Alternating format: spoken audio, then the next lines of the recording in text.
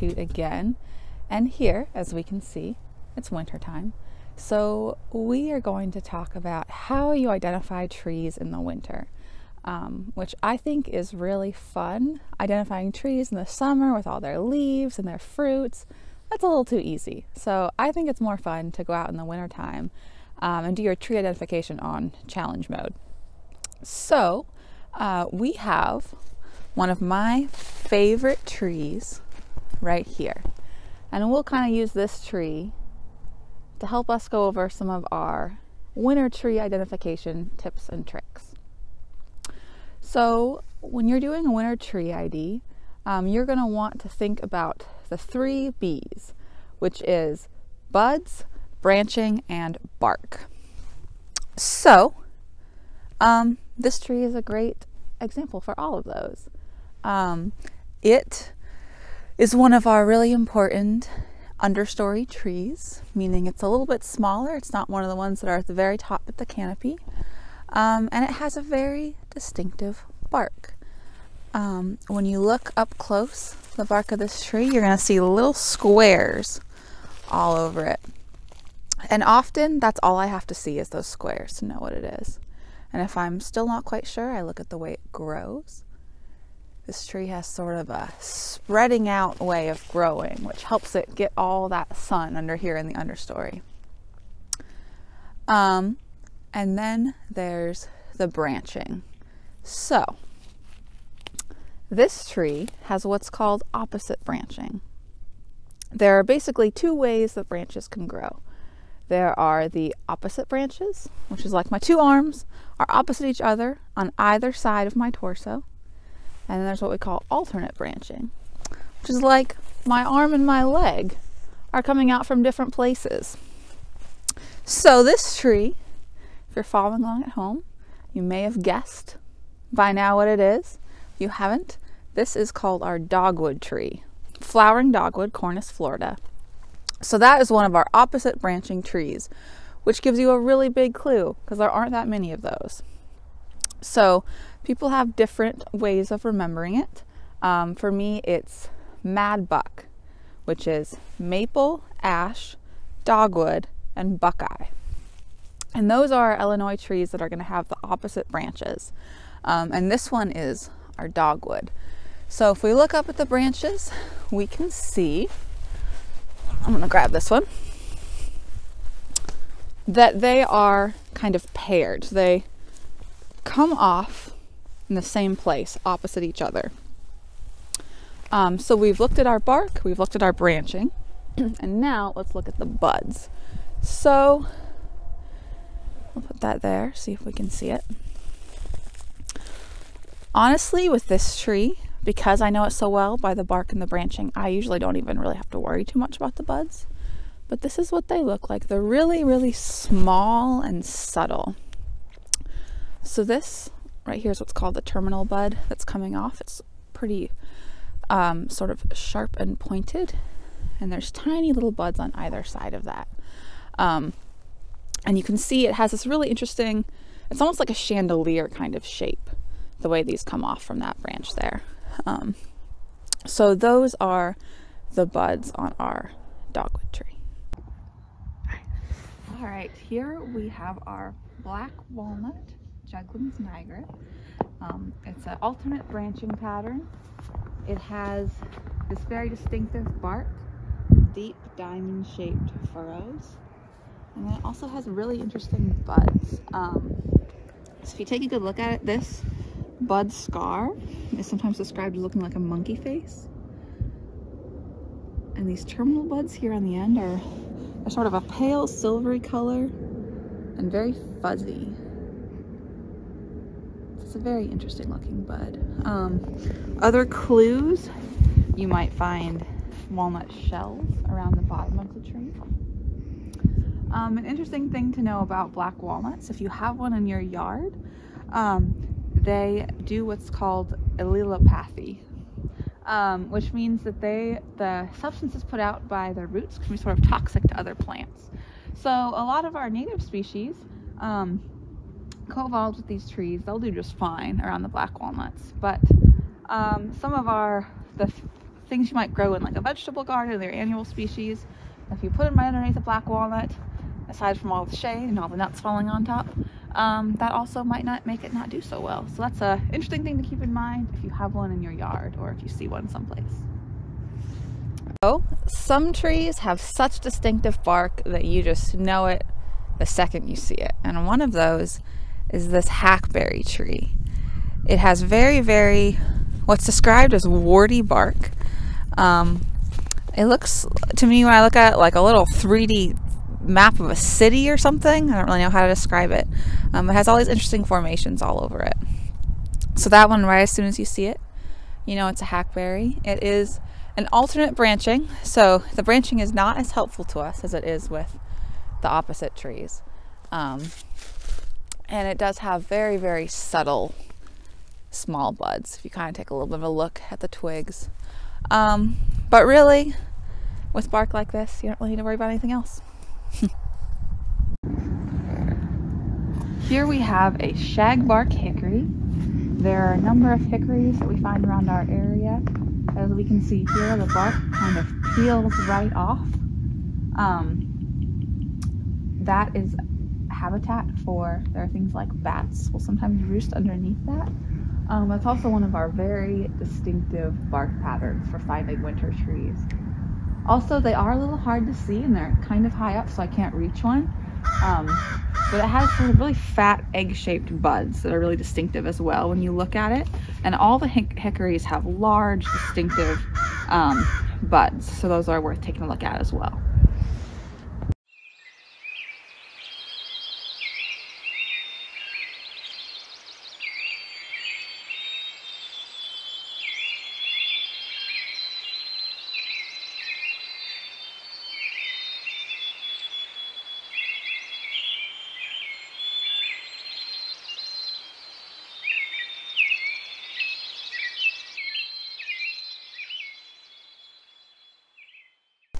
All right, now I would like to introduce you to another one of our opposite branching friends.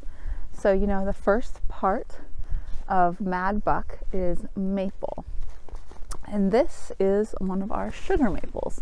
So if you look up at the branching, you can see those opposite branches really well coming right out of the trunk. We have a whole lot of these young sugar maples all along this creek area here. They love it here. And with the bark, sugar maple has sort of a light grayish bark. It's pretty smooth when they're young like this, as you can see, especially towards the top there. And as they get bigger and older, that bark gets really furrowed and kind of platy, as you would see if you watched our maple syrup making video, which has a lot more fun information about the sugar maple. So I won't get into this one too much today. I just want to show you a really nice illustration of that branching pattern.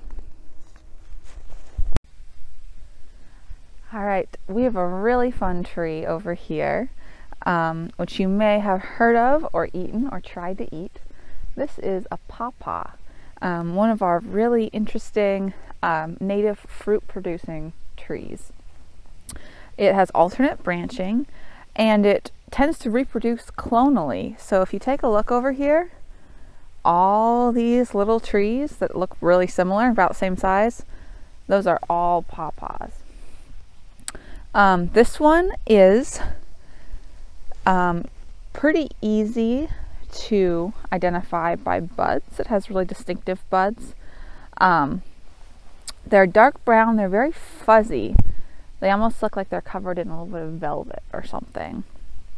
And you can see on this terminal bud, at the tip of the twig, it's got a very sort of long, pointed bud, and when you look very closely, it almost looks like a folded up leaf. And that's what it is. Those are going to be leafing out in the spring and giving us our really distinctive pawpaw leaves, which are big and just really fun to look at. So I recommend, once you learn your pawpaws, come back here in the summer and take a look at what these look in the summertime too. Okay. So while this isn't one of our most common Illinois trees, it is a really fun winter tree to identify, so I'm going to show it to you anyway. This is a beech, Fagus grandifolia. Phagus? I don't know. Anyway, and it does some really interesting things. So as you can see, it has very, very, very smooth bark, much more so than most other trees, especially larger, older trees like this. So that bark really tells a story. Everything that happens to it, you can see it there. You can see something scratched it down here, and that shows up really clearly because of how smooth the bark is. Another fun thing that makes it easy to recognize a beech from far away is that they are known for holding on to their leaves in winter.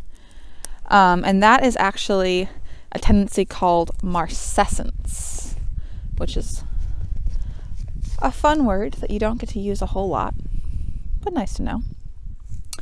So it does still have some leaves hanging onto it. And then it also has really, really distinctive buds. So you see it has, these buds are long, they're scaled, and they're sort of a nice coppery color too. So those three clues put together, the bark, the remaining leaves, and those buds, really let you know that this is a beech tree.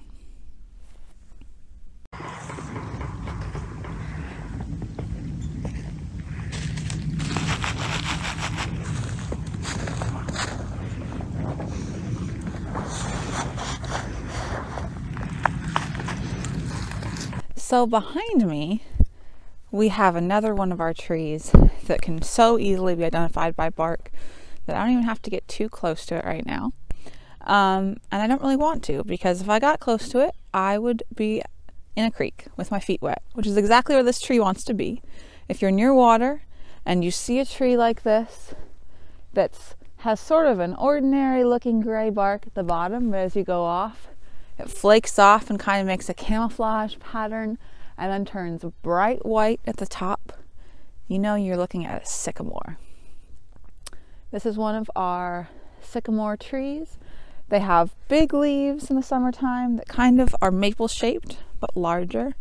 They have their seeds in these really interesting fluffy little balls. And year round, you can always find them by their bark. This is a really interesting and unique tree here in Illinois.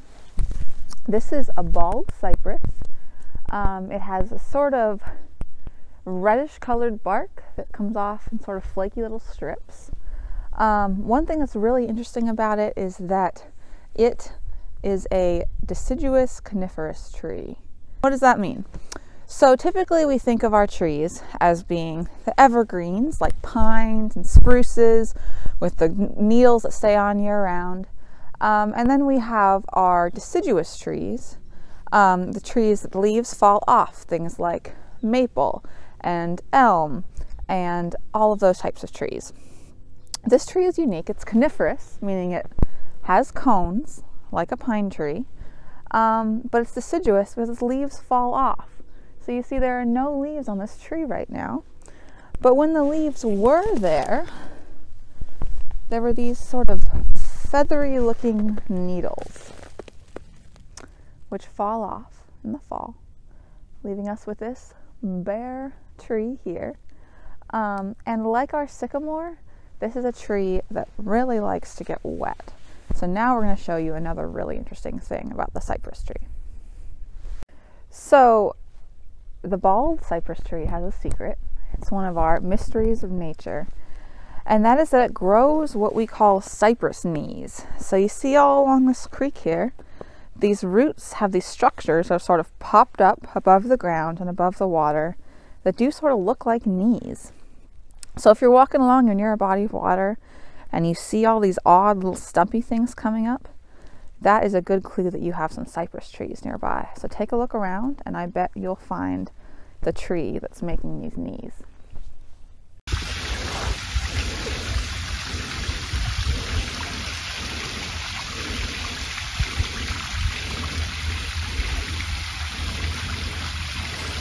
Right here we have a tulip tree, also known as a tulip poplar, though it actually isn't a poplar.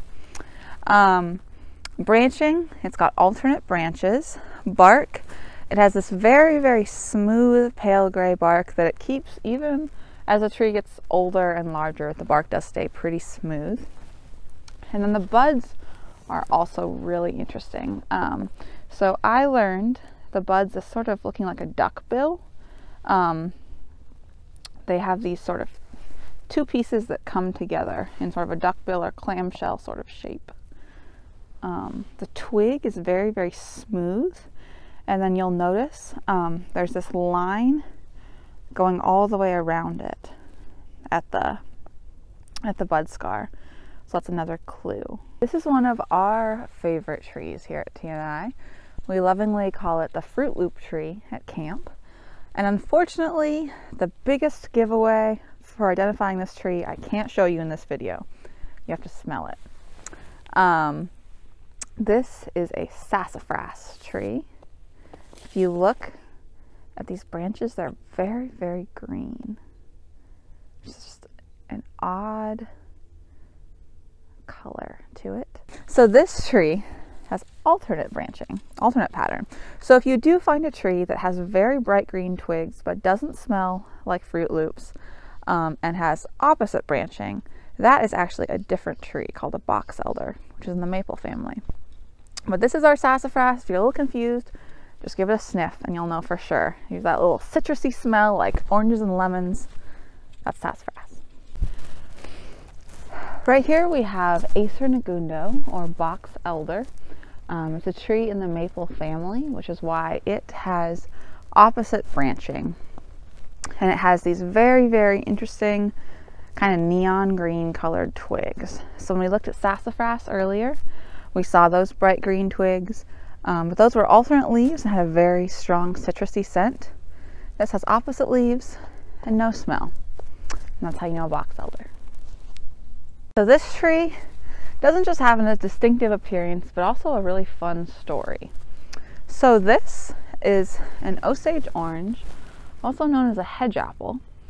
The name refers to the fact, as you can see here, they are frequently planted in a hedge. So what happened with the Osage orange, it is a native to North America, but wouldn't originally have had as wide a distribution as it does now.